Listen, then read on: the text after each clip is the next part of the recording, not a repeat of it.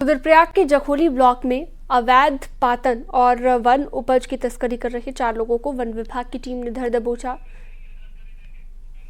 और चलिए आपको सीधा लिए चलते हैं पतंजलि योगपीठ हरिद्वार से सीधी तस्वीर आपको हम दिखाएंगे। नमस्कार, बहुत स्वागत है आपका। अपना उत्तराखंड देख रहे हैं आप, मैं हूं आपके साथ शीनम शर्मा। रक्षा मंत्री राजनाथ सिंह आज हरिद्वार के दौरे पर पहुंचे और यहां पर उन्होंने पतंजलि योगपीठ के नए गुरुकुलम और आचार्य कुलम के नए भवनों का शिलान्यास किया है।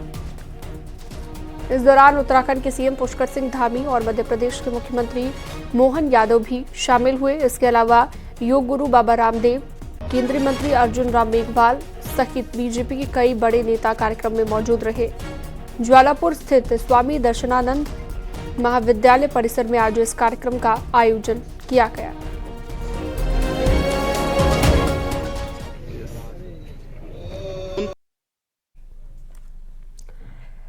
देहरादून में आज महिला मोर्चा सशक्त बहना सम्मेलन करवा रहा है, जिसमें प्रदेश भर में लाभार्थी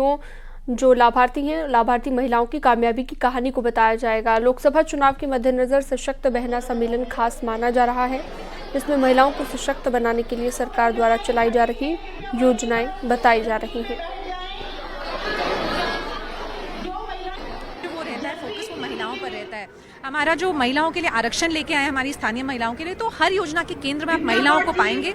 तो इन योजनाओं की जानकारी हमारे प्रदेश की आखिरी महिला तक पहुंचे और जो उसके बेनिफिशरीज रहे हैं, लाभार्थी रहे हैं, उनको हम एक मंच पर लेकर आए, उनकी कहानियां साझा करें ताकि और लोग भी इससे इंस्पायर हो, इन योजनाओं का लाभ बनाएं। महिलाएं होती है जो कि पूरे परिवार को चलाती है, तो महिलाएं मतलब कि महिलाएं तो पूरा देश है। एक महिला के पीछे परिवार में किसी के 4 जने होते, किसी के 5 जने होते, तो महिला की शक्ति सबसे सर्वश्रेष्ठ शक्ति मानी गई है। देहरादून के दून मेडिकल कॉलेज में इन दिनों फ्लू के रोजाना मामले आ रखे हैं। कोविड के पेशेंट्स आने के बाद अब H1N1 का भी नया केस सामने आ गया है। 3 साल की बच्ची अस्पताल में भर्ती कराई गई है। डॉक्टर का कहना है कि बच्ची की हालत फिलहाल स्थिर है। मौसम में आए बदलाव के कारण फ्लू के केस में भरमार है और सर्दी, खांसी, जुकाम के केस डेली सामने आ रहे हैं। दून मेडिकल कॉलेज ने इन केस को देखते हुए नोडल अधिकारी भी नियुक्त कर दिए हैं, जो कि स्वाइन फ्लू से लेकर इन्फ्लुएंजा केस पर भी नजर रखेंगे। अभी ये सीज़न फ्लू सीजन बोल सकते हैं हम इसको। ठंड है, सर्दी है, मौसम बदला भी है और जिसकी वजह से काफ़ी सारे मरीज़ खांसी, जुकाम और बुखार के साथ आ रहे हैं ना। तो उसके लिए हम जांच कराते हैं और जांच के हिसाब से हम उसका इलाज करते हैं। जहाँ तक बात है सावधानी बरतने की, तो सबसे बड़ी सावधानी तो यही है कि हमें मास्क पहनना चाहिए, सोशल डिस्टेंसिंग मेंटेन करनी चाहिए और जैसा कि मौसम बदल रहा है तो सर्दी के जो कपड़े होते हैं वो कपड़े को हम दिन भर ही पहने। ऐसा नहीं कि बस बहुत ठंड हो गई तो हम रात में कपड़े पहन ले रहे हैं फिर हम हटा दे रहे हैं। देहरादून में सरकारी विभागों में लगी कॉमर्शियल गाड़ियों की नंबर प्लेट की चेकिंग तेज हो गई है। दरअसल सरकारी विभागों में टैक्सी नंबर की गाड़ियों में पीली प्लेट के बदले सफेद नंबर प्लेट लगी होने के चलते बार बार मामले सामने आ रहे हैं। ऐसे में अब विभागों को नोटिस भेजने के साथ ही चालानी कार्रवाई शुरू कर दी गई है। देहरादून में सुबह से ही आरटीओ की टीम शहर भर में फंसी रही और नंबर प्लेट की गाड़ियों और कमर्शियल गाड़ियों की नंबर प्लेट चेक की जा रही है। साथ ही शहर में चल रहे ऑटो ड्राइवर के लाइसेंस भी चेक हो रहे हैं। शुक्रवार को आरटीओ ने 67 गाड़ियों के चालान काटे हैं। वहीं शनिवार को भी सुबह से शहर भर में चेकिंग जारी है।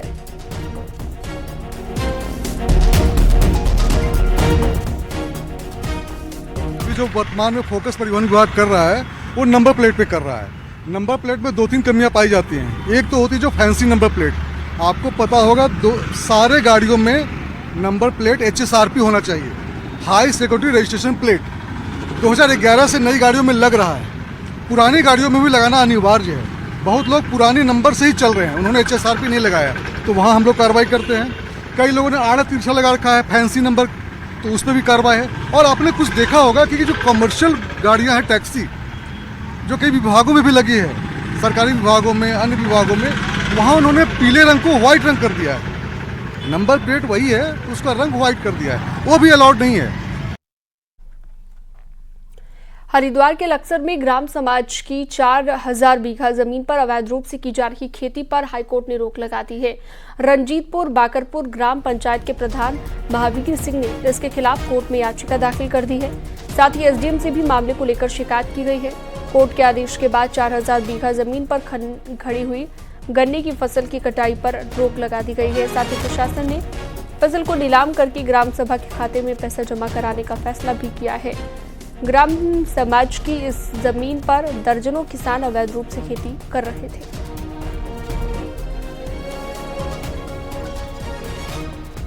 हाईकोर्ट से भी एक हमको आदेश मिला है जिसमें कब्जा मुक्त करने के निर्देश प्राप्त हुए हैं, और दूसरा ग्राम प्रधान की तरफ से भी शिकायत मिली है कि बहुत सारे लोग हैं जिन्होंने वहाँ पे अवैध कब्जा कर रखा है सरकारी भूमि पे। वो काबिज है, कई सालों से काबिज है। पूर्व में भी उनको कई बार चेतावनी भी दी जा चुकी है और खाली भी जा चुका है वो उस क्षेत्र को, लेकिन पुनः फिर से उन्होंने अवैध कब्जे उस पर कर लिए हैं।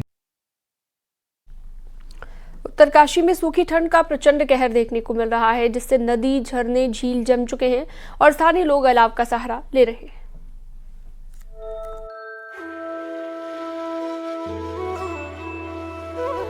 उत्तरकाशी की गंगोत्री घाटी में कड़ाके की ठंड से जीना दुभर हो गया है। ठंड के चलते नदी, झरने, झील जम चुके हैं। तस्वीरें गंगोत्री धाम से है, जहां पर केदार गंगा का पानी धीरे धीरे बर्फ में तब्दील हो रहा है। भीषण ठंड के कारण डबरानी से लेकर गंगोत्री तक कई झरने और नाले पाले से जम चुके हैं। धराली के पास 7 क्षेत्र के ताल के भी अधिकांश हिस्से पाले की चपेट में आ गए हैं। वहीं ठंड के कहर से बचने के लिए लोग अलाव का सहारा ले रहे हैं। दूसरी तरफ दिसंबर से अब तक बारिश बर्फबारी न होने से भी दिक्कतें बढ़ रही हैं। मौसम की मार फसलों पर भी पड़ने लगी है, जिससे किसानों की चिंता भी बढ़ गई है। यहाँ पे परेशानी यही है कि पानी से जो है पूरे पाइप जो है जम चुके हैं और पानी में बहुत ज़्यादा दिक्कत आ रही है लोगों को। और अब इस समय जो है मौसम की मार ऐसी है कि अगर आजकल में अगर बर्फ़ नहीं पड़ती है तो किसानों की हालत जो है बहुत खराब हो जाएगी। ठंड का कहर पूरे जिले में देखा जा रहा है, जिससे जिला अस्पताल में मरीजों की संख्या में भी इजाफा हुआ है। डॉक्टर लोगों को ठंड से बचने की सलाह दे रहे हैं। तो ठंड का प्रकोप बहुत ज़्यादा बढ़ गया है, जिससे के कारण जो है सर्दी, जुकाम, खांसी, बुखार और इनके मरीज जो है बच्चों में ये सब चीज़ें बहुत ज़्यादा हो गई हैं। और बच्चों की चूँकि इम्यूनिटी बड़ों के मुकाबले थोड़ी कम रहती है, बच्चों की और बुजुर्गों की। तो इन दोनों मरीजों पे, इन दोनों वर्गों के मरीजों में ये जो ठंड का जो असर होता है वो ज़्यादा होता है। तो ऐसे में यही है कि अपना थोड़ा सा ख्याल रखें, सावधान रहें। आवश्यकता अनुसार कंबल वितरण करें और अलाव जलाने की कार्रवाई करें जो मुख्य चौराहे हैं वहाँ पर, और इसके लिए उनको आवश्यक धनराशि भी दी गई है। और यदि कहीं ऐसी कोई इसमें कमी पाई जाएगी तो उसको भी ठीक किया जाएगा। पहाड़ में ठंड की दोहरी मार पड़ रही है। झरने और पानी के स्रोत जम चुके हैं। वहीं शीतलहर ने ठिठुरन को और ज्यादा बढ़ा दिया है। दूसरी तरफ लोग बारिश और बर्फबारी की राह देख रहे हैं, ताकि सूखी ठंड के अटैक से थोड़ी राहत मिल सके। न्यूज़ 18 के लिए उत्तरकाशी से बलबीर की रिपोर्ट।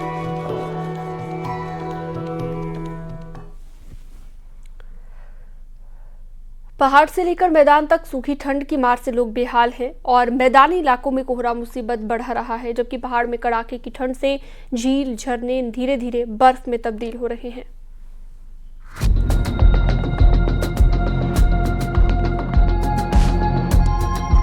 उत्तराखंड के मैदानी जिलों में कोहरा और शीतलहर के अटैक से लोगों का जनजीवन बुरी तरह से प्रभावित है। वहीं तापमान भी लगातार गिरता जा रहा है। रुड़की में सुबह सवेरे कोहरे की सफेद चादर पूरे शहर को अपने आगोश में ले रही है, जिसकी वजह से लोगों को आवाजाही में भी भारी दिक्कतों का सामना करना पड़ रहा है। कोहरे की वजह से गाड़ियां चलाने में भी भारी परेशानी हो रही है। वहीं शीतलहर की मार से बचने के लिए लोग अलाव का सहारा ले रहे हैं। वहीं निगम ने सड़क के किनारे रहने वाले असहाय और गरीब लोगों को रैन बसेरे की भी व्यवस्था की है, ताकि कोई सर्द रातों में खुले आसमान के नीचे न सोए। रैन बसेरा नगर निगम कॉम्प्लेक्स में रैन बसेरा है, जिसमें अभी 12 बेड हैं और फिलहाल एक आदमी आया था परसों, लेकिन वो भी रात भर केवल रहा चला गया। उसके बाद अभी फिलहाल खाली हैं। और मैं आपके माध्यम से मैसेज भी देना चाहता हूँ कि अगर कोई बेसहारा कोई लोग हैं कि जो रहना चाहते हैं तो कोई दिक्कत नहीं है। यहाँ पे हमारा रैन बसेरा खुला हुआ है, यहाँ आके रह सकते हैं। और हम भी जो बेसहारा लोग हमें मिलते हैं उनको हम प्रेरित करते हैं कि यहाँ पे आकर रहें। मैदानी इलाकों में कोहरे की मार है तो पहाड़ में कड़ाके की ठंड से नदी, झरने और पानी के प्राकृतिक स्रोत जम गए हैं।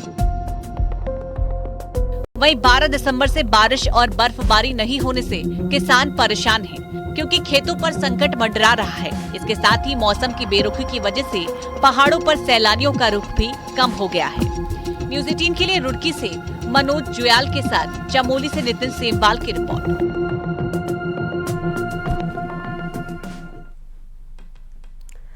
पहाड़ों में बर्फबारी और बारिश के लिए भगवान विश्वकर्मा की विशेष पूजा अर्चना की गई। जोशीमठ क्षेत्र के समस्त ग्राम वासियों, होटल एसोसिएशन, गढ़वाल मंडल विकास निगम और पर्यटन विभाग के अधिकारियों ने विशेष पूजा अर्चना की और भगवान विश्वकर्मा से बारिश और बर्फबारी के लिए प्रार्थना की गई है।